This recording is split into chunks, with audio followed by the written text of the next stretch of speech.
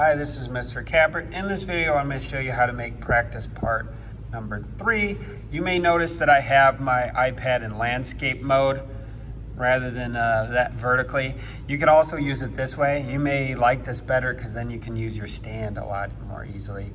One other thing I wanted to show you, if you need to find your old parts, if you forgot the screenshot or you need to go back and fix them, you can do created by me and then click on the part that you want to go back into. So I'm going to go back to the home and hit the plus button to start a new part. And then we're going to call this practice part 3.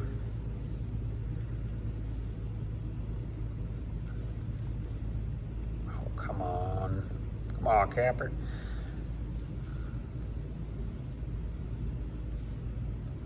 Make sure you put your name or you won't get credit for this.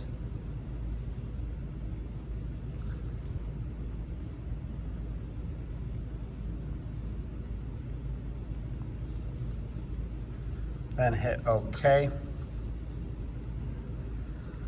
So then once you're within here, same as always, click on the front plane, do a 2-finger click, and then do view normal to. All right, now we're ready to do a sketch, so let's hit the pencil tool, and we'll use rectangle tool this time around, that corner rectangle. So like always, press and hold till you get the plus, let go, and then click and drag outwards. Same thing again, I'm going to press and hold to get the plus button, let go, then click and drag. Just try to get approximately the right shape. So the next step then is going to be to dimension this. So to dimension it, you want to use the dimension tool right here. And then want you to dimension this just like we talked about with sketches with a common reference point.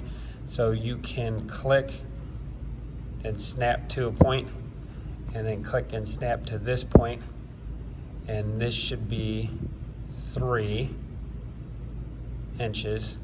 Now what I'm going to do is select the 3. We need to get this out of the way and click and drag it to give us some space for our other dimensions. All right, so now I'm going to press and hold to get the crosshairs and pick up the points. Come on, for the height. Let's click and drag this over. Gives ourselves some space and make that 3 inches as well. If you make mistakes, remember you can do the undo button. You could also, I'll show you this since it's our third one, but you could also, I believe, double click on there. Yeah, you could change that if you needed to.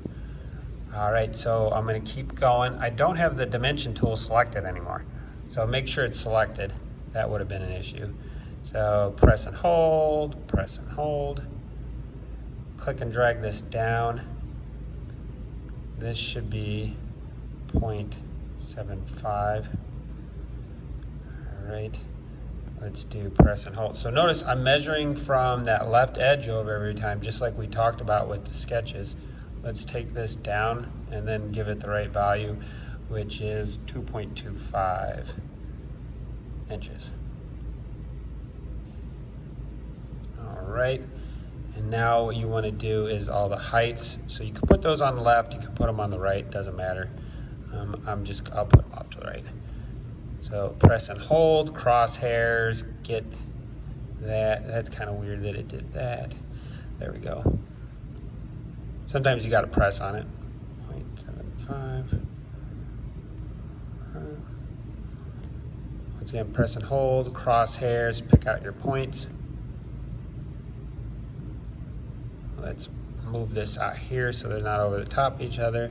2.25. So now take a moment to make sure it's fully dimensioned. All these lines are black, which means it's fully dimensioned. So you have all the widths, 3 heights.